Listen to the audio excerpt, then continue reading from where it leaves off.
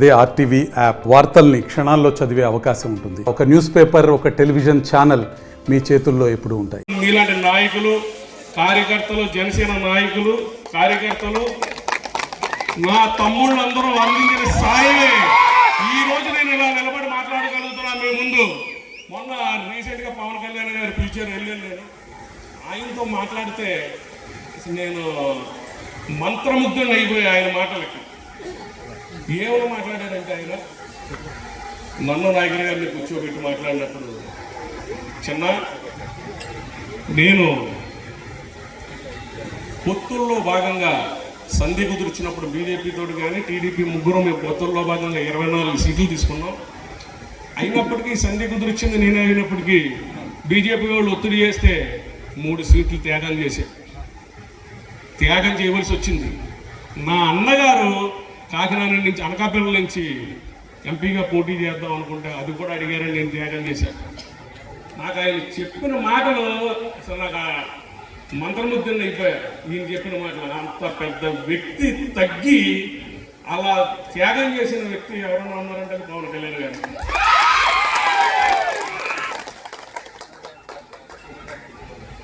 ఇరవై 21 సీట్లు ఆయన చెప్పిన మాటలు ఏంటంటే, మమ్మల్ని నమ్మండి, 21 సీట్లు 21 మందిని అసెంబ్లీకి పంపించండి చాలు, మేము మార్పు తీసుకొస్తాం. ఈ రాక్షస పాలనని తొలగించండి, రాష్ట్ర అభివృద్ధికి పనిచేస్తామని చెప్పేసి పవన్ కళ్యాణ్ గారు ఆయన నాకు చెప్పారు. అదేవిధంగా మొన్న రీసెంట్గా మన కొత్తపల్లి సుబ్బారెడ్డి గారు కూడా మన పార్టీలకు రావడం, పెద్దలు, అనుభవించారు, 40 సంవత్సరాల అనుభవం ఉన్న కొత్తపల్లి సుబ్బారెడ్డి గారు మనకి తోడవుతే విజయపదంగా మనం నరసాపురంలో జనసేన జెండా ఎగరేస్తాం. బొమ్మడి నాయకుడు గారి గెలుపు కోసం మనందరూ కృషి చేస్తామని మీ అందరికీ తెలియజేసుకుంటున్నాను. ఇంకా మనకు నెల 15 రోజులు టైం ఉంది. ఇవాళ నాయకుడు గారు నేను ఇంకొకరు తిరిగేస్తే కాదు, మాతో పాటు మీరందరూ కూడా రేత్రం పగల్లో కష్టపడితేనే మనం విజయం సాధించగలం. విజయం సాధించాలంటే మనం చప్పట్లు కొట్టుకున్నాం కాదండి, ఒక్క వ్యక్తి మీకు అవకాశం ఉంటే నలుగురిని మార్చగలగండి, నలుగురిని మీరు మోటివేట్ చేయగలగండి, అప్పుడే మనం విజయం సాధిస్తాం. మనం ఏం చేస్తున్నామంటే, ఏదైనా మీటింగ్ పెడితే 10,000 మంది కావాలంటే జనసేనకే వస్తారు, 1,00,000 మంది కావాలంటే జనసేనకే వస్తారు. కానీ ఎలక్షన్లో ఏ ఓటు ఇంట్లో ఉంటుంది, ఏ ఓటు ఊర్లో బయట ఉంటున్నారు, అది మనం ఒకసారి కలెక్ట్ చేయాలి. అది కలెక్ట్ చేసి ఎవరు బయట ఉన్నారో వాళ్ళని రప్పించగలగండి. మీ అన్నయ్య ఉండొచ్చు, మీ తమ్ముడు ఉండొచ్చు, మీ స్నేహితుడు ఉండొచ్చు, నువ్వు మోటివేట్ చేయి. ఏమనుకుంటున్నారంటే నా ఒక్క ఓటు వల్ల మార్పు వస్తుందా? వస్తుంది. ఒక్క ఓటు చాలు మార్పు కోసం పనిచేయండి. ప్రతి వ్యక్తి కూడా మీరు ప్రయత్నం చేసి మన అందరం కూడా ప్రతి వ్యక్తిని ఊరి నుంచి రప్పించాలి. ఇవాళ లాంగ్ హైదరాబాద్లో ఉన్నారు, కొంతమంది బెంగళూరులో ఉన్నారు, కొంతమంది బాంబేలో ఉన్నారు.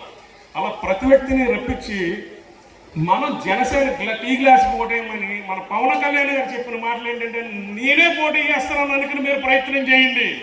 ప్రతి వ్యక్తి కూడా అదే దృష్టిలో పెట్టి చేయండి.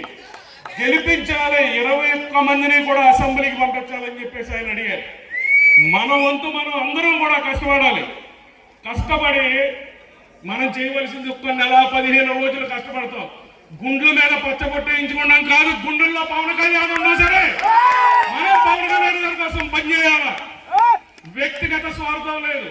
వ్యక్తిగత స్వార్థాలు లేకుండా నేను నాయకుడు గారికి కూడా 2019లో తర్వాత చెప్పాను. నేను సోదరా, నువ్వు 2019 ఎలక్షన్స్ ఓడిపోయావు, నువ్వు ఆర్థికంగా దెబ్బతినేసావు, ఖచ్చితంగా నువ్వు 2024లో ఎమ్మెల్యేగా నువ్వు పోటీ చేయి, నా వంతు నేను సహకరిస్తా. నాకు వ్యక్తిగత స్వార్థం లేదు, నేను నీ కోసం కష్టపడి నేను తగ్గిస్తా అని చెప్పి మాట ఇచ్చాను. ఆ రోజు ఇచ్చిన మాట కోసం ఈ రోజు వరకు నేను ఎక్కడా కూడా ఎవరితోటి కూడా నేను పోటీలో ఉన్నానని ఈ రోజు కూడా ఎవరికీ చెప్పలా. నేను పవన్ కళ్యాణ్ భక్తుడిని, పవన్ కళ్యాణ్ కోసం పనిచేస్తా. నాకు వ్యక్తిగత స్వార్థం లేదు. మీరు ఎలాగో నేను అంతే, నేను జన సైనికుడినే, మీలాగా నేను కూడా కష్టపడతా తప్ప నాకు పర్సనల్ గా స్వార్థం లేదని చెప్తున్నా. మీ అందరికీ సభాముఖంగా తెలియజేసుకుంటున్నాను. రాబోయేటువంటి 13వ తారీఖు జరిగినటువంటి అసెంబ్లీ ఎన్నికలకి పోలింగ్ రోజు నాటికి ఏ విధంగా మన నర్సాపురం నియోజకవర్గ ప్రజానికందరూ కూడా తయారు చేయాలి, ఏ విధంగా పోలైన ఓట్లు 70-80% ఓట్లు జనసేనకు పడే విధంగా మన కార్యక్రమం నిర్వహించాలన్నటువంటి ఆలోచనతోటి మనం ఈ మీటింగ్ ఏర్పాటు చేసినటువంటి విషయాన్ని నేను మీ అందరికీ కూడా తెలియపరుస్తున్నా. ఎన్నికలు వచ్చినప్పుడు మనకన్నా శత్రువే బలమైనడు అని మనం ఆలోచనలో ముందుకు సాగాలి. శత్రువు కన్నా మనం బలవంతులు కావచ్చు, కానీ మనకన్నా శత్రువు బలంగా ఉన్నాడని యుద్ధం చేస్తే అవతల నిజంగా బలమైన శత్రువు ఉన్నప్పటికీ కూడా చిత్తుగా ఓడిపోవడం ఖాయమైనటువంటి విషయాన్ని సందర్భంగా తెలియపరుస్తున్నా. దానికి ఒక కమిట్మెంట్తో కార్యక్రమం నిర్వహించాలి. మేము మీ పక్కన ఉంటే ఎంత ఉత్సాహంగా హుషారుగా దమ్ముగా ధైర్యంగా ముందుకెళ్తారు. మేము మీ దగ్గర మీ పక్కన లేనటువంటి సమయంలో కూడా అదే దమ్ము ధైర్యంతో ముందుకు వెళ్ళి ప్రతి ఒక్క ఓటు కూడా జనసేనకి గ్లాసు గుర్తు మీద మన సత్తా మన దమ్ము మనం చూపెట్టి తీరాలి అనే సందర్భంగా నేను మీ అందరికీ కూడా తెలియపరచుకుంటున్నా. ఎట్టి పరిస్థితుల్లో కూడా ప్రభుత్వ వ్యతిరేక ఓటు ఒక్క ఓటు కూడా చేయకూడదన్నటువంటి ఒక మంచి లక్ష్యంతో, ఒక మంచి ఆశయంతో దానికి నష్టం జరుగుతుందా దాని గురించి ఏమి ఆలోచన చేయకుండా పవన్ కళ్యాణ్ గారు తనకు జరుగుతున్న నష్టాల కన్నా రాష్ట్రానికి జరిగినటువంటి లాభం గురించి ఆలోచించే వ్యక్తి కనుక 3 పార్టీలు కూడా ఏకం చేయగలిగారని సందర్భంగా తెలియపడుతున్నా. నిజంగా బీజేపీ తెలుగుదేశాన్ని కలపడం అంటే నిజంగా ఆచరణలో అంత సాధ్యమైనటువంటి పని కాదు. నిజంగా యావత్ భారతవనిలో ఆ పని చేయగలిగినటువంటి సామర్థ్యమైనటువంటి వ్యక్తి ఎవరైనా ఉన్నారంటే అది ఒక పవన్ కళ్యాణ్ గారు అన్నటువంటి విషయాన్ని ఈ సందర్భంగా నేను మీద కూడా తెలియపరచుకుంటున్నా. ఆ విధంగా ఆ 2 పార్టీలను కలిపి పవన్ కళ్యాణ్ గారు కలిసి 3 పార్టీలను కూడా ఈ రోజున ఆంధ్ర రాష్ట్రంలో ఎప్పుడైతే పవన్ కళ్యాణ్ గారు ఏకం చేశారో ఆ రోజున ఆంధ్ర రాష్ట్రానికి నూతన కళ వచ్చింది అన్నటువంటి విషయాన్ని కూడా ఈ సందర్భంగా నేను మీద కూడా తెలియపడుతున్నా. ఆంధ్ర రాష్ట్రంలో ఉండే యావత్ ప్రజానికానికి ఒక ఆశలు చిగురించని అన్నటువంటి విషయాన్ని కూడా ఈ సందర్భంగా నేను మీ అందరికీ కూడా తెలియపరచుకుంటున్నా. ఆ విధంగా తను ఒకటే ఆలోచన చేస్తాడు ఎప్పుడు కూడా పవన్ కళ్యాణ్ గారు.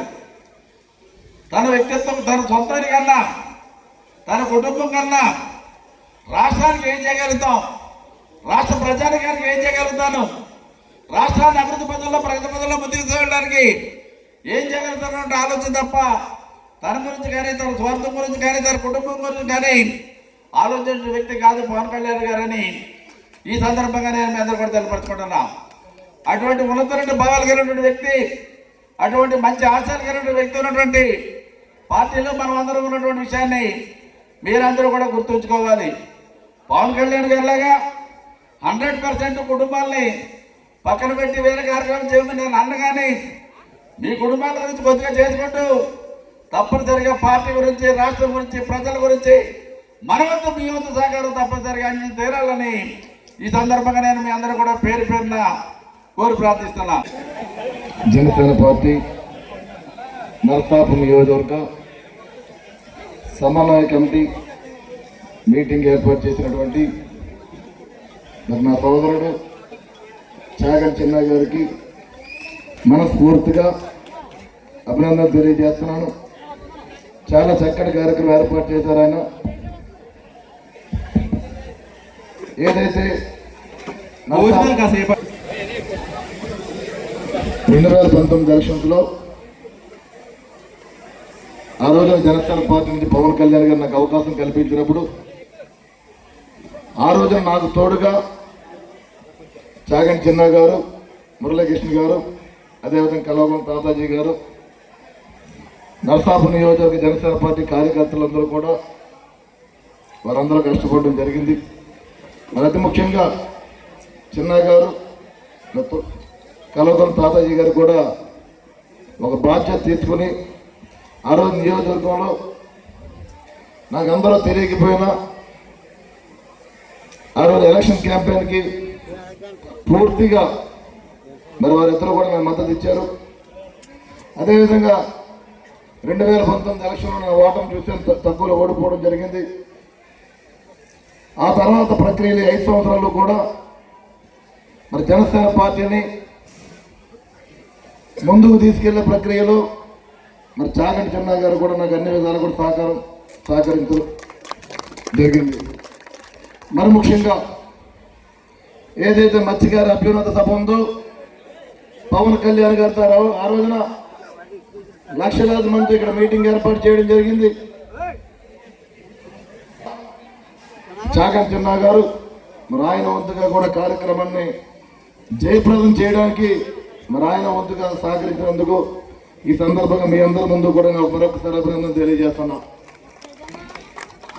అదే విషయంగా ఏదైతే వారాయాత్ర జరిగింది పవన్ కళ్యాణ్ గారిది, అదే నరసాపురం నియోజక ప్రజలకి మరి ఆయన కూడా ఆర్థికంగా ఎవరైనా ఇబ్బంది పడుతున్నా సరే,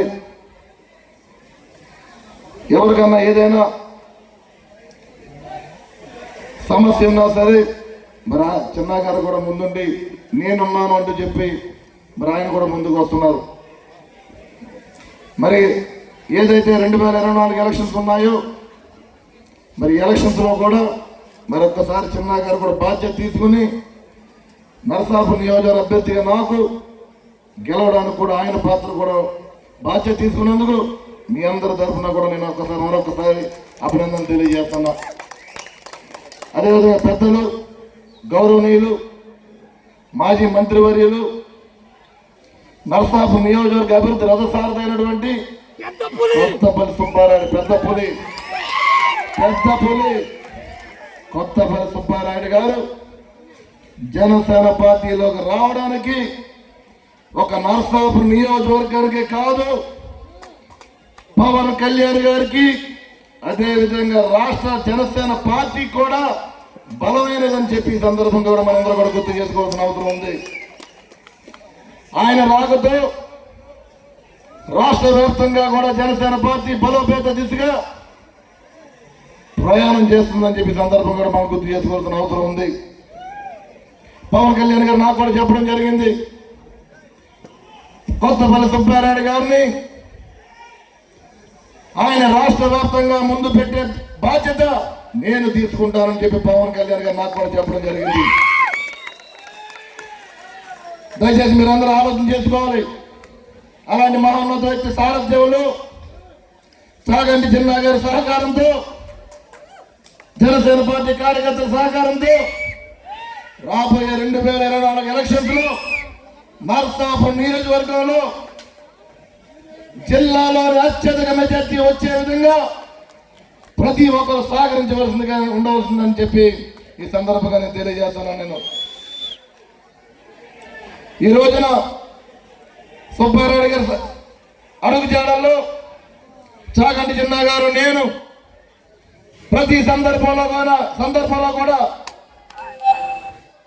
పార్టీని ముందుకు తీసుకెళ్తూ రాబోయే రోజుల్లో మీ సహకారంతో మనం అధికారంలోకి వస్తే ఆ రోజుల్లో కూడా ప్రజలకు ఏ రకంగా సేవ చేయాలన్న ఆలోచనతోటి మరి పూర్తిగా 5-6 సార్లు ఎమ్మెల్యేగా, మంత్రిగా, ఎంపీగా చేసిన పూర్తి అనుభవం ఉన్న సుబ్బారాయుడు గారి నాయకత్వంలో మీ ఇద్దరు కూడా కలిసి నియోజకవర్గాన్ని అభివృద్ధి పదంగా ముందుకు తీసుకెళ్తామని చెప్పి మీ అందరి తరఫున తెలియజేస్తున్నాను. నేను మరిన్ని వీడియోస్ కోసం ఛానల్ ని సబ్స్క్రైబ్ చేయండి, లేటెస్ట్ అప్డేట్స్ కోసం వాట్సాప్ ఛానల్ ని ఫాలో చేయండి అండ్ లింక్ డిస్క్రిప్షన్ లో ఉంది.